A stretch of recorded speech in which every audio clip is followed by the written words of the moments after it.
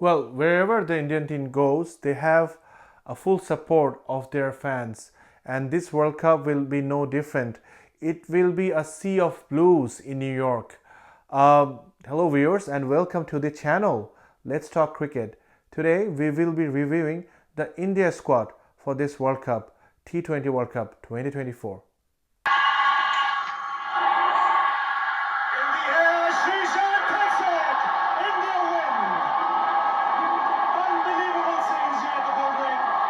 Amazing scenes if you're an Indian cricket fan. But it's been 17 years since India lifted that trophy in 2007. After IPL, India had become the T20 hub of cricket. But yet, they didn't manage to win another T20 World Cup. Every tournament, India starts with favorites tag. And this tournament as well, India start off as one of the favorites. Will India cross the line this time? Let's do a review on India's squad. So India's squad, we have 4 batsmen, 4 all-rounders, 2 wicket keepers, and 5 bowlers. 3 of them are pacers and 2 spinners. So that's the 15 for India. The 4 batsmen are Rohit Sharma, Jaiswal, Virat Kohli, and Surya Kumar Yadav. The 4 all-rounders are Hardik Pandya, Shivam Dube, the 2 seam all-rounders, and the 2 left-arm spinners, and also lower order batters Akshar Patel and Ravindra Jadeja. These are the 4 all-rounders. India's 2 wicket keepers, Sanju Samson and Rishabh Pant, who's making a comeback, and the 5 bowlers, the 3 seamers, Bumrah, Siraj, Arshdeep Singh, and the 2 spinners Chahal and Kuldeep Yadav, Kulcha as they say. Team India's main strength lies in their batting, starting with their captain Rohit Sharma. Rohit Sharma, the way he played in the 50-over World Cup was, I was absolutely speechless. It actually took me back to those days when Sehwag used to play and open the batting with Tendulkar. Sehwag actually never changed his game, and he was always giving that aggressive start, that quick start that India needed so that they can consolidate and build on it. Rohit Sharma did almost every match in the World Cup. He also tried that in the final as well and got India off to a rollicking start. Unfortunately, that wonderful catch taken by Travis Head in the final of the bowling of Glenn Maxwell. Otherwise, Rohit Sharma would really have taken the game away from Australia in that dream final in 2023. I think in this T20 World Cup, Rohit Sharma's approach will be pretty much same. He will go after the bowling, and he is a big 6 hitter. So even though the pitches are not great for stroke making, the outfield is slow, doesn't matter to Rohit Sharma. He is the hit man. He will hit 6s for fun. Now India have taken a big decision not to include KL Rahul as their second opener, and they have put confidence in their young opener Yashasvi Jaiswal. I think this is a very good option. Not only Yashasvi Jaiswal will be opening the batting for India, but the Indian team management had sent instructions to Rajasthan Royals and CSK that these 2 players, Shivam Dube for CSK and Yashasvi for Rajasthan Royals, bowl in the nets regularly, because he is also a good left-arm spin bowler, and his bowling is something that we haven't seen, but in the tournament we might find Jaiswal with the ball as well. I think Jaiswal is what India needed. India was missing that flair, that left hand and right hand combination, and Jaiswal is somebody who will score hundreds in 50 balls, and that's what you need from your opening batsman in a T20 game. So I'm really excited to watch Rohit Sharma and Yashasvi Jaiswal opening the batting. And King Kohli, what can I say about him? In my book, Kohli is among the top 3 all-time T20 batters, along with Chris Gale and David Warner. I know there could be, people have their favorites, their choices, and I think that's not incorrect as well. But I think I have a huge amount of admiration for Virat Kohli, for the player that he has become. Look at his strike rates. Look at his, average. He's so prolific. Even in the recently concluded IPL, he was the orange cap holder, scoring over 750 runs and at a very good strike rate, scoring hundreds, scoring sixes, when his team required. So Virat Kohli, big match player, he will be a player to watch out for. I think Virat Kohli could be one of the top three scorers in this T20 World Cup.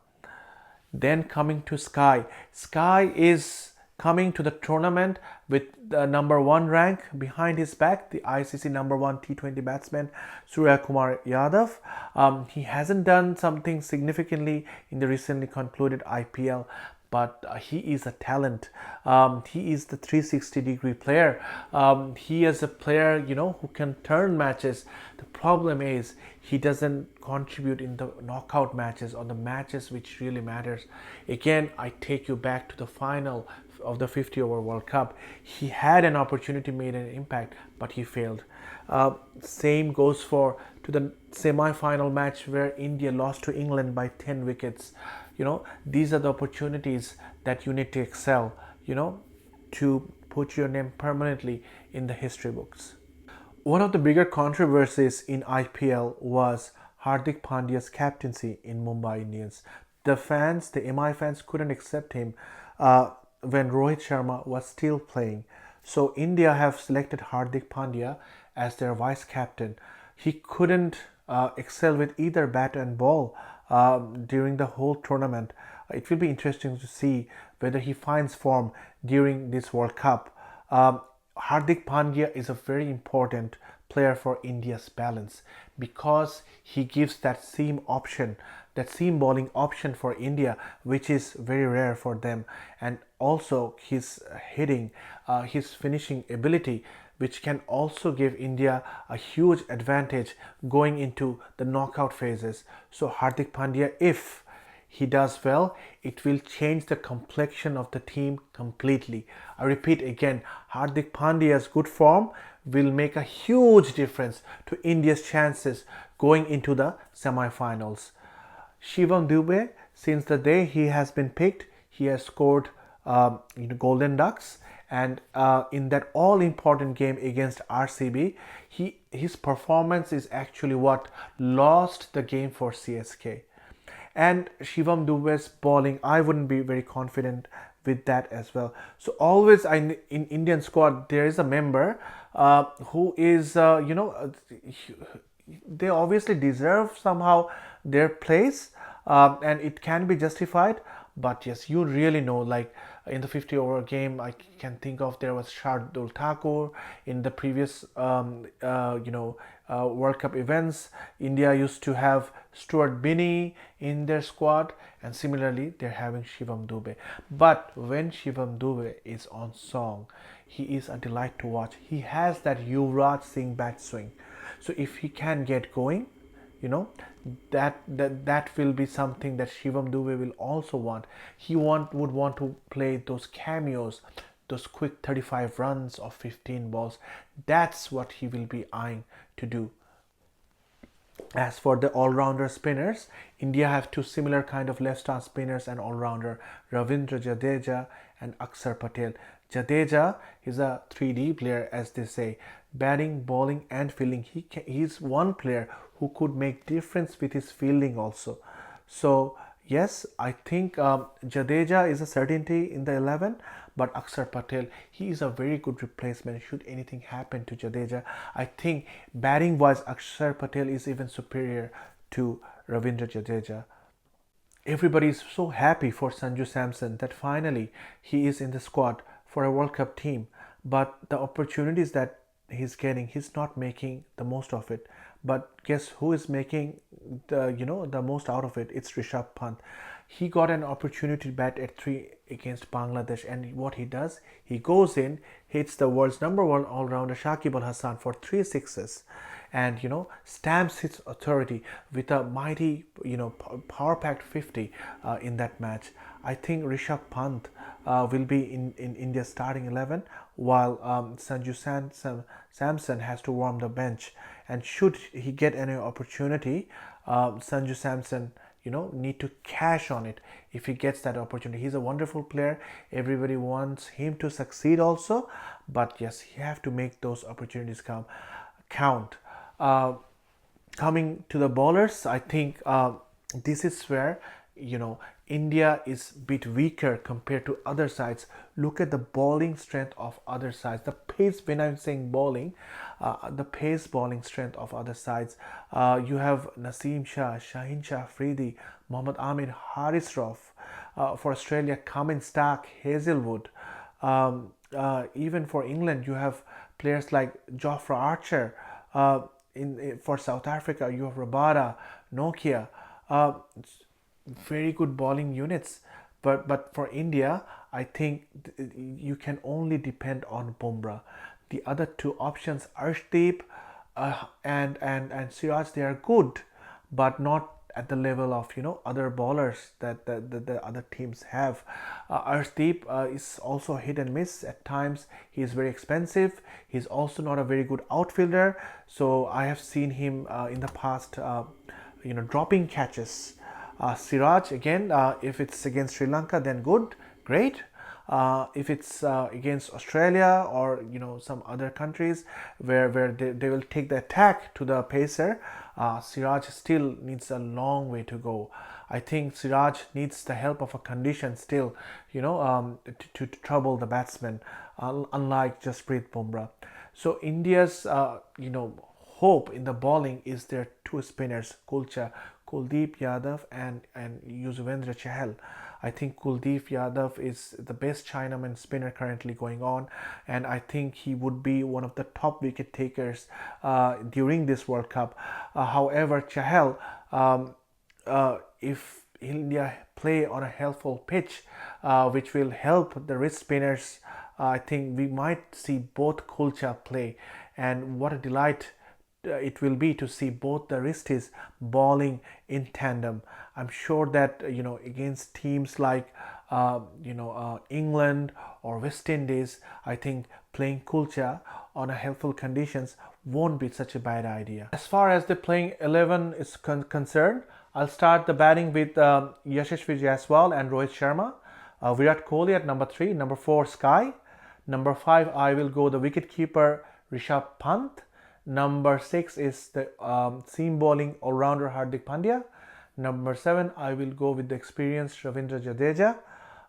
Number 8 I will keep it blank, and let's keep it blank for now, and let's go to number 9, 10 and 11, which will be Kuldeep Yadav, Arshdeep Singh and Jasprit Bumrah. Now a good sign of a good strong sides are they will cover all bases within the 3 players, so that the 11th player, they can have that flexibility. For India, it's a very good squad because they have flexibility. Because if they need a more all-rounder or batting depth, in number 8 they could play Shivam Dube or somebody like Akshar Patel. And if they need an extra spinner, they could play Chahal there. If it is a pacer friendly surface and they need a extra seamer in that match, they can play Siraj in that place.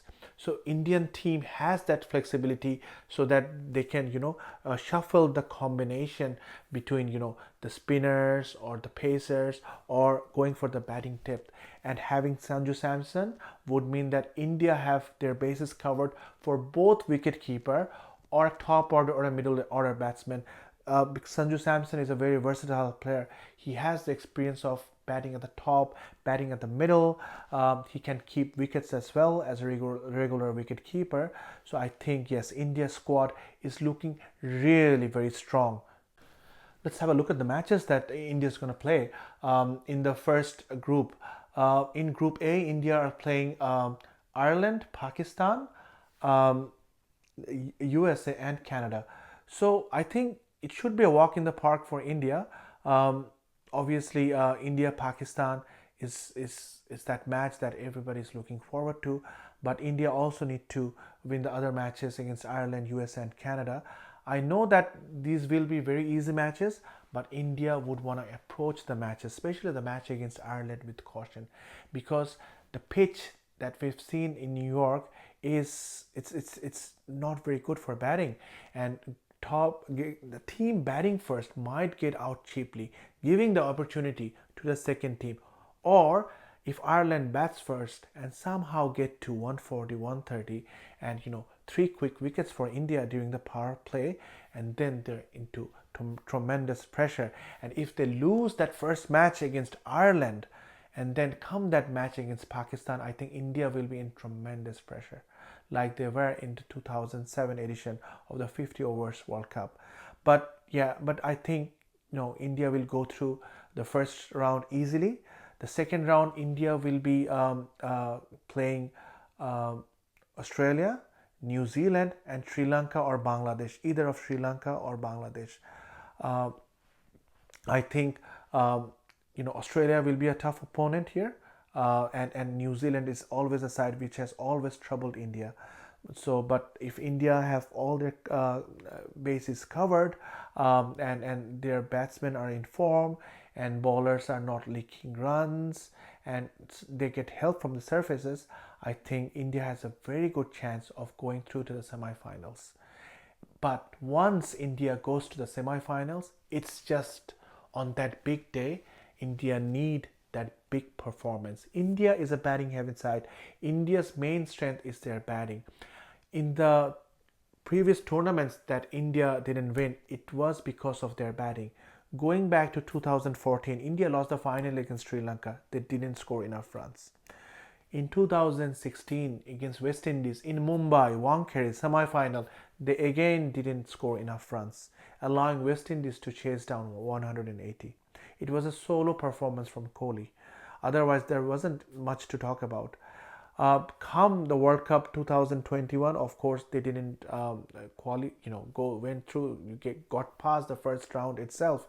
It was a very poor performance from India in 2021. Last World Cup 2022, what a magnificent performance from King Kohli against Pakistan. It was all India were almost gone totally out of the match, but Kohli find that window to let India get back into the match. Those two sixes of Haris Rauf, people will remember those two sixes for a very, very long time. But come the important match against England in the semi-finals, India scored only 160 runs. Should India get any opportunity, they have to be prepared to score more than 220. And when they're batting in the second innings, I think they should be prepared to score or chase down a score of 200. I think India have to pull up big batting performances against big teams on the big days. Let's see where India ends up in this World Cup. Will they be able to lift the trophy this time? Only time will tell.